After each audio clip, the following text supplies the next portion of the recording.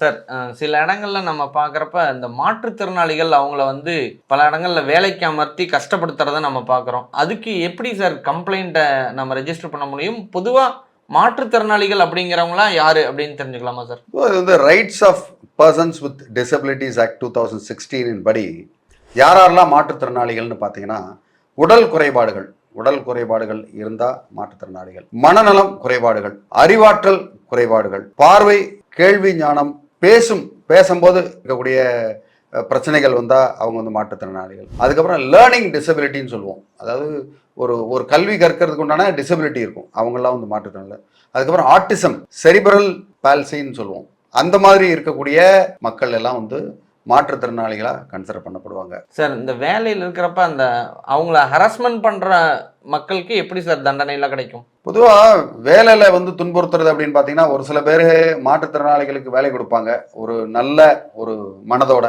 ஒரு சில பேர் என்ன பண்ணுவாங்க, மாற்றுத்திறனாளிகளுக்கு வேலை கொடுத்தா அவங்க வந்து கம்மியான சம்பளத்துக்கு வேலை செய்வாங்க. இவங்க ஏதாவது துன்புறுத்தினா கூட எதுவும் தட்டி கேட்க மாட்டாங்க. அவங்களுக்கு தட்டி கேட்கறதுக்கு வந்து ஆள் இருக்காது, அந்த கெப்பாசிட்டி இருக்காதுன்றதுக்காக கூட ஒரு சில பேர் அந்த மாற்றுத்திறனாளிகளுக்கு வேலை கொடுப்பாங்க. அந்த இடத்துல ஒரு மாற்றுத்திறனாளின்னு ஒருத்தவங்க இருந்தாங்கன்னா அவங்களுக்கு சப்போர்ட் பண்ண கூட நிறைய பேர் இருக்க மாட்டாங்க. ஏன்னா மாற்றுத்திறனாளிகளுக்கு நிறைய நேரங்களில் மாற்றுத்திறனாளிகள் தான் வந்து சப்போர்ட் பண்ணுற மாதிரி ஒரு சூழ்நிலை பல இடங்கள்ல இருக்கு. ஏன்னா மற்ற மக்கள்லாம் வந்து ஒரு கிண்டலாக இது பண்ணுவாங்க. ஏன்னா ஒரு சினிமாவில் கூட ஒருத்தர் வந்து தம்பி அந்த கோண சித்தப்பாவை கூட்டுவா எந்த அப்படின்னோன்னா இவன் வந்து யாரையோ ஒருத்தவங்க கூப்பிட போவோம், வரமாட்டாங்க. அதுக்கப்புறம் நீ நொண்டி சித்தப்பா தான் சொன்னேன் அப்படின்னு சொல்லுவாங்க. நொண்டி, கோணை அப்படின்ற வார்த்தைகள்லாம் வந்து தவறான செயல். அந்த மாதிரி சொல்லும் பொழுது அவங்கள ஆட்டோமேட்டிக்காக நீங்கள் வந்து கிண்டல் பண்ணுறீங்க. பல இடங்களில் கிண்டல் பண்ணுறதும் கூட வந்து இது ஒரு புல்லிங்னு சொல்லுவோம். அதுவுமே ஒரு பெரிய தவறு. அது பல இடங்களில் ஒரு வேலைக்கு அமர்த்திட்டு டேய் நொண்டி பேல அதை எடுத்துட்டு வா அப்படின்னு சொல்கிறது வந்து இப்போ எவ்வளோ பெரிய தவறு. நீங்கள் வந்து அதை யோசித்து பார்த்தீங்கன்னா அவங்களா இருந்து பார்க்கும்போது தான் அது வந்து எவ்வளோ தவறுன்றது தெரியும். நொண்டி பயலன்னு சொல்கிறது, குருட்டு பயலன்னு சொல்கிறது, செவிடன்னு சொல்கிறது, இந்த மாதிரி வந்து ஒரு அவங்களோட குறைபாடு. லூசு பயலை அப்படின்பாங்க ஒரு சில பேரை. அந்த மாதிரி ரொம்ப ஒரு கற்கக்கூடிய அளவுக்கு ஒரு கெப்பாசிட்டி கொஞ்சம் குறைவாக இருக்கவங்கள அவங்க நம்மள மாதிரி சக மனிதர்னு நினைக்காம அவங்கள வந்து ஒரு காமெடி பண்ணுறது, இல்லைனா வந்து எள்ளி நகையாடுறது, இதில் வந்து மிக பெரும் ஒரு தவறு. இது வந்து குற்றம்ன்றதே அவங்களுக்கு தெரியாமல் செய்கிறாங்க. இது வந்து பெரும் குற்றத்தில் வரும். இந்த மாதிரி ஒரு செயலுக்கு மன உளைச்சலுக்கு பண்ணாங்கன்னா அவங்களுக்கு 1 வருஷம் வரைக்கும் சிறை தண்டனை கிடைக்கிறதுன்னு வாய்ப்பு இருக்குது செக்ஷன் 509 ஐபிசியில்.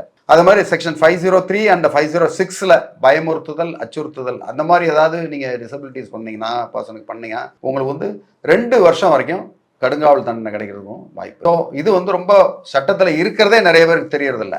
அதனால யாரையும் மாற்றுத்திறனாளிகளை பார்த்தா அவங்கள அந்த மாதிரி பேர் சொல்லி கூப்பிடுறது, அவங்கள மன உளைச்சலுக்கு ஆளாக்குனீங்கன்னா ஞாபகம் வச்சுக்கோங்க, 1 வருஷத்துலேருந்து 2 வருஷம் வரைக்கும் சிறை தண்டனை உறுதி. சார், பொதுவாக அந்த டிசபிலிட்டி பர்சன்ஸ் வந்து கிண்டல் பண்ணுறது அப்படிங்கிறது ஆறறிவு உள்ள நபருக்கு சிறந்த செயலாக இல்லாத மாதிரி நான் கருதுறேன். ஆனால் அவங்களுக்கு தண்டனையோ இல்லை ஜெயில் தண்டனை கிடைக்கிறதுக்கோ வாய்ப்பு இருக்குங்களா, இல்லை அபராதம் விதிக்கிறதுக்கு வாய்ப்பு இருக்குங்களா? நிறைய வாய்ப்பு இருக்கு. Rights of persons with disabilities act 2016 section 89 படி அவங்க வந்து மாற்றுத்திறனாளிகளை உங்களுக்கு துன்புறுத்தினா, வேலைக்கு அமர்த்தினதுக்கு அப்புறம் தவறாக நடந்துக்கிட்டா, இல்லை அவங்களுக்கு வசதி தர மறுத்தால் அவங்களுக்கு வந்து 6 மாதத்துலேருந்து 5 வருஷம் வரைக்கும் சிறை தண்டனை கிடைக்கிறதுக்கு உண்டான வாய்ப்பு வந்து அதிகமாக இருக்குது. அந்த நேச்சர் ஆஃப் அந்த சீரியஸ்னஸை பொறுத்து, அந்த நேச்சர் ஆஃப் கிரைமை பொறுத்து. ஓகே, அது மாதிரி நஷ்டஈடும் 10,000 5 லட்சம் வரைக்கும் நஷ்டஈடு அவங்க அபராதம் கட்டுறதுக்கு உண்டான வாய்ப்பும் வந்து அதிகமாக இருக்குது. சார், ஒரு மாற்றுத்திறனாளி தான் வந்து ஒருத்தர்னால வார்த்தைகளால் பாதிக்கப்பட்டேன் அப்படின்னு தெரிஞ்சதுக்கப்புறம் அவர் எப்படியெல்லாம் கம்ப்ளைண்ட் கொடுக்க முடியும் சார்? பொதுவாகவே அந்த நிறுவனத்தில் இருக்கிற ஒரு கிரீவன்சஸ் கமிட்டி இருக்கும். அந்த கமிட்டியை வந்து ஒரு கமிட்டியில் எழுத்து மூலயமா புகார் கொடுக்கலாம், அதுக்குண்டான ரிசீட்டும் வாங்கிக்கலாம், இல்லை இமெயில் பண்ணலாம், இல்லை ஒரு ரெஜிஸ்டர் போஸ்ட் அனுப்பலாம், இல்லை யாராவது கூட ஒரு சாட்சியை வச்சுக்கிட்டு கூட பண்ண முடியும். ஒரு நகலில் கையெழுத்து வாங்கிக்கலாம். ஒரு ஸ்டேட்டு இல்லை இருக்கிற டிசபிலிட்டி கமிஷனர் இருப்பாங்க, அந்த கமிஷனர்கிட்ட புகார் கொடுத்தா அவர் வந்து எல்லா உதவியும் செய்வார். லேபர் டிபார்ட்மெண்ட்லேயும் நம்ம பண்ண முடியும். அடுத்தது ஜென்ரலாக போலீஸ் அதில் கூட பண்ண முடியும். போலீஸில் நீங்கள் 100க்கு ஃபோன் பண்ணி இந்த மாதிரி ஒரு ஆபத்தில் இருக்கிறேன், இந்த மாதிரி என்ன பண்ணிட்டாங்கன்னு கூட நீங்கள் வந்து தாராளமாக சொல்ல முடியும். அந்த இடத்துலையும் வந்து எஃப்ஐஆர் பதிவு பண்ணி அவங்க மேலே ஆக்ஷன் எடுக்கிறது உண்டான வாய்ப்பு இருக்குது.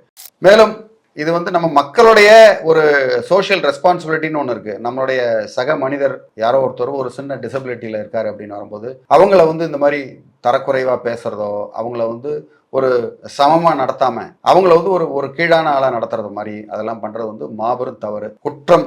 முக்கியமாக அப்படி செய்யாமல் மக்களாகிய நாம் நம்ம மனம் திருந்தி இந்த மாதிரி செஞ்சுக்கிட்டு இருந்தீங்கன்னா தயவு செஞ்சு அதை செய்யாதீங்க. இனிமே அப்படி செஞ்சீங்கன்னா உங்களுக்கு ஆபத்தும் காத்துக்கிட்டு இருக்குன்றத உறுதியாக அந்த நேரத்தை சொல்லிட்டு, உங்களுக்கு வேறு ஏதாவது மாற்றுத்திறனாளிகள் யாராவது உங்களுக்கு ஏதாவது பிரச்சனைகள் இருந்து அதை வந்து சொல்ல முடியாமல் இருந்ததுன்னா தாராளமாக இதில் வந்து கமெண்ட் பண்ணுங்கள். அப்படி இல்லைன்னா எனக்கு வந்து வாட்ஸ்அப்பில் மெசேஜ் பண்ணுங்கள். உங்களுக்கு உதவுறது காத்துட்ருக்கேன். நன்றி, வணக்கம்.